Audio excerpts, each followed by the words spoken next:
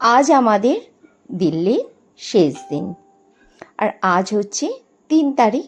ঘড়িতে বাজছে এখন সকাল 8:30।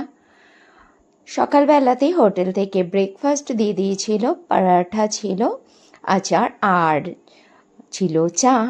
তারপরে দুপুরবেলাতে এই 12টা নাগাদ আমরা হোটেল থেকে চেক আউট করে বাইরে এসে একটা ভেজ থালি অর্ডার করেছিলাম। 3টে থালি অর্ডার করেছিলাম, করে আমরা 4 জনা খেয়েছিলাম। তারপরে খাওয়া দাওয়া সেরে এখন প্রায় 1টা মতো বাজে চলে আসলাম নিউ দিল্লি স্টেশনে। আমাদের যে হোটেলটা ছিল একদম স্টেশন সংলগ্নই ছিল। প্রচণ্ড মন খারাপ নিয়ে আর এক গাদা সুখের স্মৃতি নিয়ে চলে এলাম নিউ দিল্লি স্টেশনে। জানো, জীবনে প্রথমবার আমি নিউ দিল্লি স্টেশনে এসেছি। ভাবিনি কখনো যে আমি এসব জায়গায় আসতে পারবো। আসলে এই পুরোটা ক্রেডিটই যায় তোমাদের দাদা ভাইয়ের ওপরে, কেননা ও উত্তরপ্রদেশে মানে রাজ্যের বাইরে চাকরি করতে এসেছিল বলেই হয়তো এই স্বপ্নগুলো দেখতে পেরেছিলাম আর স্বপ্ন পূরণও করতে পেরেছিলাম। এই যে তোমাদের দাদা ভাই দাঁড়িয়ে আছে, আর এখন প্রায় দুপুর 3টে মতো বাজে।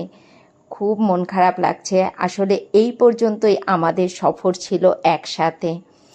সেই 26 তারিখ ভোর রাতে ও উঠেছিল আমাদের সাথে সেই একই ট্রেনে, গোয়ালিয়র সুপারফাস্টে কানপুর থেকে। তারপরে আজকে 3 তারিখ পর্যন্ত আমরা সবাই একসাথেই ছিলাম। ও আমাদেরকে নিউ দিল্লি স্টেশন থেকে, আমাদের ট্রেন রয়েছে রাজধানী শিয়ালদা আর কি, নিউ দিল্লি শিয়ালদা রাজধানী। ও আমাদেরকে এই ট্রেনে তুলে দেবে। আর ওরও ট্রেন রয়েছে নিউ দিল্লি থেকে 4:35। আমাদের ট্রেনের টাইম হচ্ছে 4:30। 4:35 ও যাবে আনন্দ বিহারে। আনন্দ বিহার থেকে ওর ট্রেন রয়েছে সন্ধে 6টার দিকে, বন্দে ভারত। ওই ট্রেনে করে ও যাবে মিরাটে। আর স্টেশনে প্রচণ্ড ভিড় ছিল। আমাদের ট্রেনটি ছেড়েছিল 13 নম্বর প্ল্যাটফর্ম থেকে। যথাসময়ে ট্রেনটিও প্ল্যাটফর্মে দিয়ে দিল। তোমাদের দাদাভাই আমাদেরকে ট্রেনে বসিয়ে দিচ্ছিল। আসলে তেমন একটা অভিজ্ঞতা নেই আমার বাড়ির বাইরে চলাফেরা করার মতো। ওরও প্রচণ্ড মন খারাপ লাগছিল, বলছিল যদি তোমাদের সাথে বাড়ি চলে যেতে পারতাম তাহলে কতই না ভালো হতো। সত্যি খুব কেঁদেছিলাম সেদিনকে। আরও বিশেষ করে কেঁদেছিলাম কেন জানো? সুখের দিনগুলো বেশি দিন থাকলো না, আবার সেই দুঃখের দিন চলে আসলো। ওকে সেই মাঝ রাস্তায় ছেড়ে আমরা চলে এলাম বাড়িতে, আর ও থেকে গেল সেই দিল্লিতেই। আর কি করা যাবে, মনকে তো বুঝ দিতেই হবে, এটাই ওর কর্ম। ও চলে আসবে কয়েকদিন, মানে কয়েক মাস বাদেই আবার বাড়িতে আসবে। চোখের জলে ওকে বিদায় দিচ্ছিলাম, আর ও আমাদেরকে বলছিল সাবধানে যেও, আর আমরা বলছিলাম তুমিও সাবধানে যেও। ট্রেনে ওঠার সাথে সাথেই একটা করে জলের বোতল আর খবরের কাগজ দিয়েছিল। তারপরে দিয়ে দিল স্ন্যাক্স। স্ন্যাক্সে ছিল চিড়ে ভাজা, স্যান্ডউইচ, সামোসা, গুড় বাদাম, আর ছিল চায়ের কিট। এগুলো কিছুটা খেলাম, কেননা এতটা খাওয়া সম্ভব ছিল না। আর আমার প্রচণ্ড করছিল মাথা যন্ত্রণা। আর কদিন ধরে না প্রতিদিন দুধ চা খেয়েছি, আর এখানে আমি প্রথম লিকার চাটা খেয়ে খুব শান্তি পেয়েছিলাম। এখন বাজে রাত 8টা, আর রাতের যে ডিনার সেটাও চলে এসেছে। আমরা 2টো ননভেজ আর একটা ভেজ থালি নিয়েছিলাম। ননভেজে ছিল পরাঠা, ভাত, ডাল, পনির, একটা সুখি সবজি ছিল, দই, আইসক্রিম আর আচার। আর ননভেজে ছিল সেম, সাথে ছিল চিকেন, আর পরাঠার জায়গায় ছিল রুটি, ব্যাস। আর রাজধানীর খাবার সম্বন্ধে নতুন করে বলার কিছুই নেই। খাবারগুলো ছিল প্রচণ্ড টেস্টি, কিন্তু আমার যেহেতু প্রচণ্ড মন খারাপ লাগছিল আর প্রচণ্ড লেভেলের মাথাও যন্ত্রণা করছিল, এই জন্য আমি বেশি খাবার দাবার খেতে পারিনি। মোটামুটি 9:30টার মধ্যে ডিনার হয়ে গেছিলো। তারপরে যে যার বাড়িতে গিয়ে শুয়ে পড়েছিলাম। আর এটা হচ্ছে পরদিন সকালের ভিডিও। এখন বাজে সকাল 6টা মতো।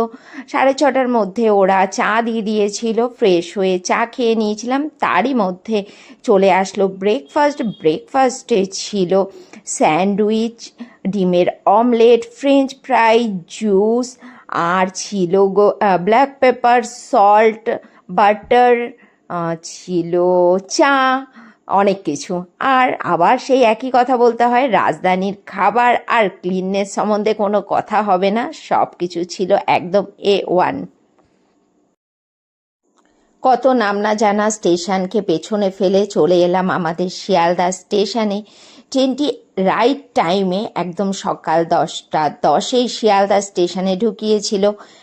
আর এখন আমরা এখান থেকে ধরবো লোকাল ট্রেন, ধরে যাব বাড়িতে। দেখো মানুষ তো না, কাক না, একটু আগে আমি কত দূরে ছিলাম আর এখন চলে এলাম আমি আমার বেঙ্গলে।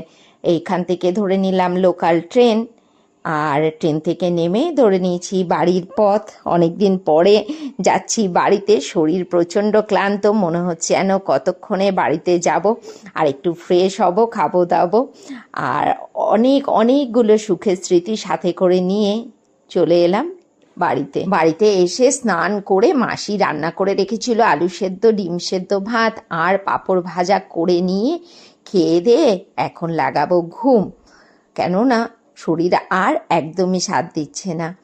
আর এখন বাজে রাত্রি 10টা, রুটি আর আলু ভাজা তৈরি করে নিলাম, আর ছেলে কিনে নিয়ে এসেছিল তড়কা। চলো এই দিয়ে ডিনারটা সারি, আর আজকের ব্লগটা এখানেই শেষ করছি। সেই দিল্লি থেকে ব্লগ শুরু করেছিলাম আর রানাঘাটে এসে শেষ করছি। Tata, by.